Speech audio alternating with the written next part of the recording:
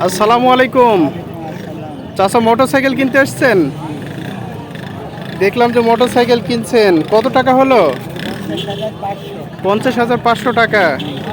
ওকে, বাসা কোথায় আপনার? মুন্সিগঞ্জে। কেমন খুশি আছেন? মোটরসাইকেল কিনে খুশি তো? আচ্ছা আচ্ছা, কাগজপাতি সব দেখে নিয়েছেন তো না? 10 বছরের।